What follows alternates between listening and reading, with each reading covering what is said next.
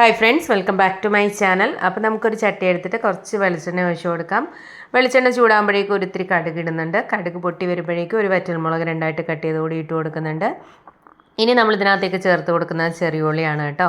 ഒരു 8-10 ചെറിയുള്ളി അത്യാവശ്യം വലുപ്പമുള്ളതാണ് ഞാൻ ചേർത്ത് കൊടുത്തിട്ടുണ്ട്. കാരണം കുറച്ച് നീളത്തിലരിഞ്ഞ് ചേർക്കാം കേട്ടോ. എന്നിട്ട് നമുക്കിതിനകത്ത് ഇട്ടിട്ടതിന് ശേഷം ഒരു മിനിറ്റ് ഒന്ന് വഴറ്റിയെടുക്കാം. ഇതിനകത്തേക്ക് ആവശ്യത്തിന് ഉപ്പ് കൂടി ഇട്ട് കൊടുക്കുന്നുണ്ട്. ഇനി നമ്മളിതിനകത്തേക്ക് അത്യാവശ്യം വലുപ്പമുള്ള 2 വഴുതനങ്ങ, ഒരുപാട് വലുത് വേണ്ട, ഒരു മീഡിയം ടൈപ്പ് 2 എടുക്കുന്നുണ്ട്. ചെറുതൊക്കെ ആണെങ്കിൽ ഒരു 3 ഒക്കെ എടുക്കാം.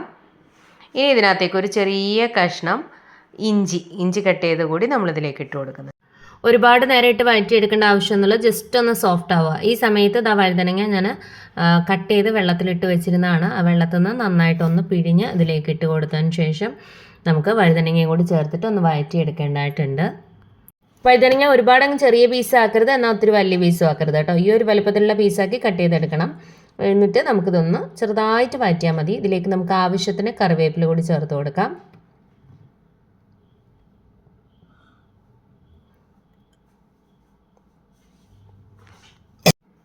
ഒന്ന് സോഫ്റ്റ് ആവണം കേട്ടോ.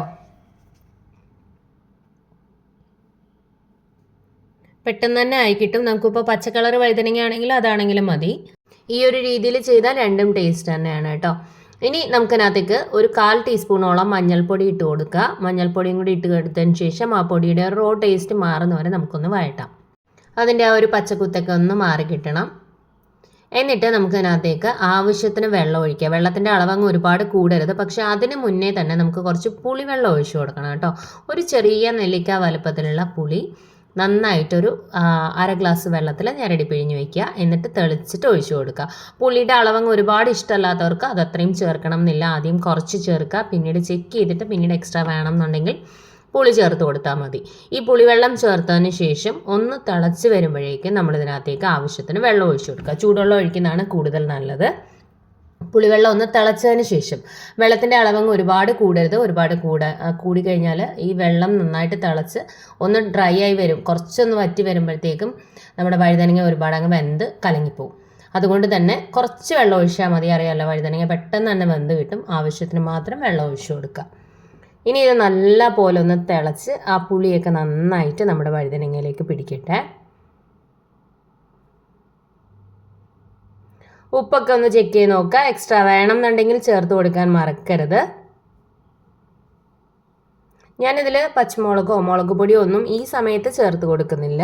നിങ്ങൾക്ക് വേണം എന്നുണ്ടെങ്കിൽ ഒരു പച്ചമുളകൊക്കെ ചേർത്ത് കൊടുക്കാം. പക്ഷെ ഞാനിതൊന്നും ചേർക്കുന്നില്ല. നമുക്കിതിൻ്റെ അരപ്പ് തയ്യാറാക്കി എടുക്കണം. ആ സമയത്ത് മാത്രമാണ് ഞാൻ പൊടികൾ ചേർത്ത് കൊടുക്കുന്നത്. ഇതിനായിട്ട് നമുക്ക് ഒരു തേങ്ങ വേണം കേട്ടോ. ചെറിയ തേങ്ങയുടെ ആണെങ്കിൽ, നല്ല ചെറിയ തേങ്ങയാണെങ്കിൽ അതിൻ്റെ ഒരു മുറി എടുക്കാം. ഒരുപാട് വലിയ തേങ്ങയൊക്കെ ആണെങ്കിൽ ഒരു 2 പിടിയോളം തേങ്ങ എടുക്കാം കേട്ടോ, ചിരകിയ തേങ്ങ. അപ്പോൾ ഇതൊന്നായി വരുന്ന സമയം കൊണ്ട് നമുക്കൊരു പാൻ വയ്ക്കാം. ഇത് ആദ്യം തന്നെ ചെയ്ത് വെക്കുന്നതാണ് കൂടുതൽ നല്ലത്. ഒരു പാൻ വെച്ചിട്ട് കുറച്ച് എണ്ണ ഒഴിച്ചു കൊടുക്കാം. ഞാൻ ആദ്യം തന്നെ തേങ്ങ വറുത്ത് മാറ്റി വയ്ക്കും കേട്ടോ. അതിനകത്തേക്ക് നമുക്ക് തേങ്ങയാണ് ഇട്ട് കൊടുക്കുന്നത്. ഏകദേശം ഒരു 2 പിടിയോളം. 2 പിടിയൊന്നും നിറച്ചെടുക്കുന്നില്ല.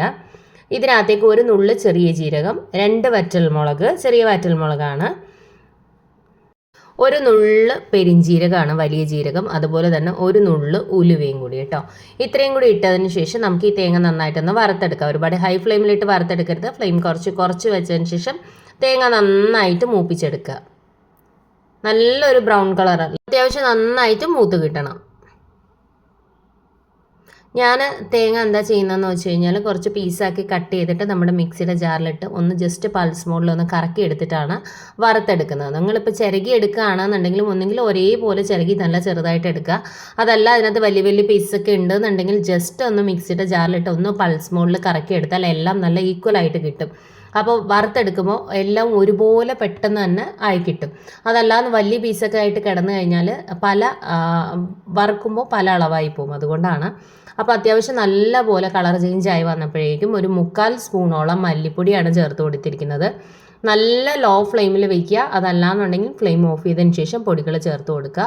മുളക് പൊടി, അതായത് നിങ്ങളുടെ എരിവിനനുസരിച്ച് ചേർക്കാം. ഞാനൊരു 3/4 ടീസ്പൂണോളം ചേർക്കുന്നുണ്ട്. നിങ്ങളുടെ എരിവിനനുസരിച്ച് മാത്രം ചേർത്ത് കൊടുക്കുക. അധികം എരിവ് വേണ്ടാത്തവർക്ക് അളവ് കുറയ്ക്കാം. എന്നിട്ട് ഒരു 1/4 ടീസ്പൂൺ മഞ്ഞൾപ്പൊടിയും കൂടി ചേർത്തിട്ട് ഒരു 2 നുള്ള് കായപ്പൊടിയും കൂടി ചേർത്ത് കൊടുക്കുന്നുണ്ട് കേട്ടോ. അല്ലെങ്കിൽ ഒരു 1/4 ടീസ്പൂണിൽ താഴെ കായപ്പൊടിയും കൂടി ചേർത്ത് കൊടുക്കുക. ഇതിന് ശേഷം നമുക്ക് ആ ചൂടിൽ തന്നെ ഇതിനെ ഒന്ന് വറുത്തെടുക്കാം. നിങ്ങൾക്ക് നല്ല ലോ ഫ്ലെയിമിൽ വെച്ചിട്ട് വറുക്കുന്നതാണ് കൂടുതൽ നല്ലത്. പൊടികളൊന്നും കരിഞ്ഞു പോകാതെ ശ്രദ്ധിക്കുക. ഹൈ ഫ്ലെയിമിൽ വെക്കരുത്. പൊടികൾ കരിഞ്ഞു പോയി കഴിഞ്ഞാൽ കയ്പ്പ് രസം വരും. അതല്ല ബിഗിനേഴ്സൊക്കെ ആണെങ്കിൽ ഫ്ലെയിം ഓഫ് ചെയ്തതിന് ശേഷം ആ ചൂടിൽ തന്നെ നന്നായിട്ടൊന്ന് മിക്സ് ചെയ്തെടുത്താൽ മതി. എന്നിട്ട് ആ പാത്രത്തിൽ തന്നെ വെക്കരുത്. പെട്ടെന്ന് തന്നെ വേറൊരു പാത്രത്തിലേക്ക് മാറ്റുക. തണുത്തതിന് ശേഷം മാത്രമേ നമ്മൾ അരച്ചെടുക്കുക. ചൂടുള്ള ആ പാത്രത്തിൽ തന്നെ ഇരുന്ന് കഴിഞ്ഞാൽ നമ്മുടെ തേങ്ങ ഒരുപാട് അങ്ങ് മൂത്ത് പോകാനുള്ള ചാൻസ് ഉണ്ട്. അതുകൊണ്ട് തന്നെ പാത്രത്തിൽ നിന്ന് മാറ്റി വയ്ക്കുക. അപ്പോൾ ഞാനൊന്ന് തണുത്ത് കഴിഞ്ഞപ്പോൾ ഒരു മിക്സിയുടെ ജാറിലേക്ക് ഇട്ട് കൊടുത്തിട്ടുണ്ട്. എന്നിട്ട് ഞാനിത് വെള്ളം ഒഴിച്ച് അടിക്കില്ല കേട്ടോ. വെള്ളം ഒഴിച്ച് അടിച്ചു കഴിഞ്ഞാൽ ആ ഒരു ടേസ്റ്റും കളറും ഒന്നും കിട്ടില്ല. ഞാനത് നന്നായിട്ട് ഇളക്കി കൊടുത്ത് അടിച്ചെടുക്കുക. അപ്പോൾ അതിൽ നിന്ന് എണ്ണ ഇറങ്ങി വരും. അപ്പോൾ അത് നന്നായിട്ട് തിളച്ചിട്ടുണ്ട്. എണ്ണ ഇറങ്ങി വരുന്നില്ല എന്നുണ്ടെങ്കിൽ നല്ല ഫൈൻ പൗഡറായിട്ട് പൊടിച്ചെടുക്കുക. അപ്പോൾ എന്താ കണ്ടോ, ഇതുപോലെ ഇളക്കി കൊടുത്ത് എടുക്കുക. കുറച്ച് നേരം നമ്മളിങ്ങനെ ഇളക്കി കൊടുത്ത് അടിച്ചെടുത്ത് കഴിഞ്ഞാൽ അതിൽ നിന്ന് എണ്ണ ഇറങ്ങി വരും. അപ്പോൾ ആ എണ്ണയിൽ തന്നെ നന്നായിട്ട് അരച്ചെടുക്കുക. അപ്പോൾ അങ്ങനെ എണ്ണ ഇറങ്ങി വരുന്നില്ല എന്നുണ്ടെങ്കിൽ നല്ല ഫൈൻ പൗഡറായിട്ട് പൊടിച്ചെടുത്തതിന് ശേഷം ഇതിലേക്ക് ചേർത്ത് കൊടുക്കുക. ഒരിക്കലും ഈ തേങ്ങ വറുക്കുമ്പോൾ ഈ ഒരു കളറ് കിട്ടണം എന്നുണ്ടെങ്കിൽ ഒരിക്കലും വെള്ളം ചേർത്ത് അരയ്ക്കരുത്. വെള്ളം ചേർത്ത് അരച്ച് കഴിഞ്ഞാൽ ടേസ്റ്റും ഉണ്ടാവില്ല, കളറും കിട്ടില്ല. അതുകൊണ്ട് ഫൈൻ പൗഡർ ആക്കുക.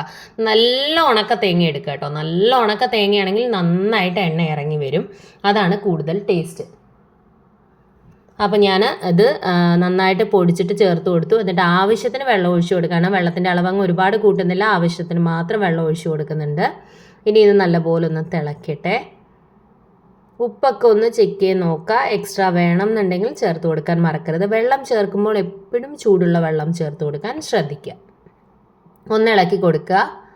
ഈ സമയത്ത് ഉപ്പും എരിവും ഒക്കെ ചെക്ക് ചെയ്ത് നോക്കുക. നിങ്ങൾക്ക് വേണം എന്നുണ്ടെങ്കിൽ നമ്മുടെ മുളക് പൊടിയുടെ അളവ് കുറച്ചിട്ട് കുറച്ച് കുരുമുളക് പൊടിയും കൂടി നമ്മുടെ ആ തേങ്ങ വറുക്കുമ്പോൾ ഇട്ട് കൊടുക്കാം. അല്ലെങ്കിൽ കുരുമുളക് ഇട്ട് കൊടുക്കാം. നമ്മുടെ ജീരകമൊക്കെ ഇട്ടില്ലേ, ആ സമയത്ത് ഒരു 1/4 ടീസ്പൂണൊക്കെ കുരുമുളക് ഇട്ട് കൊടുത്തിട്ട് മുളക് പൊടിയുടെ അളവ് കുറച്ചും കൂടി കളറൊക്കെ കിട്ടും കേട്ടോ. അതൊക്കെ നിങ്ങളുടെ ഇഷ്ടത്തിനനുസരിച്ച് ചെയ്യാം. അപ്പോൾ അത് നന്നായിട്ട് തിളയ്ക്കുന്നുണ്ട്. നല്ലപോലെ തിളച്ചിട്ട് എണ്ണ തെളിഞ്ഞ് വരണം. അപ്പം നന്നായി തിളച്ച് വരുമ്പോൾ ഞാൻ ഒരു പൊട്ട് ശർക്കര ചേർത്ത് കൊടുക്കുന്നുണ്ട് കേട്ടോ. ശർക്കര ചേർക്കുമ്പോൾ എന്താ വെച്ചാൽ നമ്മുടെ ആ പുളി ചേർത്തിട്ടാണല്ലോ നമ്മൾ ചെയ്യുന്നത്. അപ്പോൾ നമ്മളിതിൽ തക്കാളിയൊന്നും ചേർക്കുന്നില്ല. അപ്പോൾ പുളി ചേർത്ത ഏത് കറികൾക്കും ഒരിത്തിരി ശർക്കര ചേർത്ത് കൊടുത്താൽ ഒരു പ്രത്യേക സ്വാദാണ് കേട്ടോ. ആ പുളിയൊക്കെ ഒന്ന് ബാലൻസ് ആയിട്ട് ഒരു പ്രത്യേക ടേസ്റ്റ് കിട്ടും. ഓപ്ഷണലാണ്, പക്ഷേ ചേർത്ത് ചെയ്യുന്നതാണ് കൂടുതൽ ടേസ്റ്റ്. അപ്പോൾ ആ ഒരു ശർക്കരയുടെ ടേസ്റ്റൊക്കെ ഇഷ്ടമല്ലാത്തവർക്ക് ഒഴിവാക്കാം. പക്ഷെ ചേർത്ത് കഴിഞ്ഞാൽ ഒരു പ്രത്യേക സ്വാദാണ്. അപ്പോൾ മാക്സിമം സ്കിപ്പ് ചെയ്യാതിരിക്കുക. നന്നായിട്ടൊന്ന് ഇളക്കി കൊടുക്കുന്നുണ്ട്. തേങ്ങ ചേർത്തതിന് ശേഷം ഒരുപാട് ഇട്ടങ്ങ് തിളപ്പിക്കേണ്ട ആവശ്യമൊന്നുമില്ല. നന്നായിട്ടൊന്ന് തിളച്ച് എണ്ണ തെളിഞ്ഞ് വരുമ്പോൾ നമുക്ക് ഫ്ലെയിം ഓഫ് ചെയ്ത് കൊടുക്കാം. അത്യാവശ്യം നല്ലൊരു ബ്രൗൺ കളർ വന്നിട്ടുണ്ട്. നമുക്ക് ലൈറ്റിൻ്റെ പ്രശ്നം കൊണ്ടാണോ എന്തോ വീഡിയോയിൽ കറക്റ്റായിട്ട് ആ ഒരു കളർ കിട്ടുന്നില്ല. ഇരിക്കുമ്പോൾ ഒന്നുകൂടി ബ്രൗൺ കളറാവും. അപ്പോൾ എല്ലാവരും ഒന്ന് ട്രൈ ചെയ്യുക. ട്രൈ ചെയ്തിട്ട് ഫീഡ്ബാക്ക് അറിയിക്കണം. Thank you friends. Thanks for watching.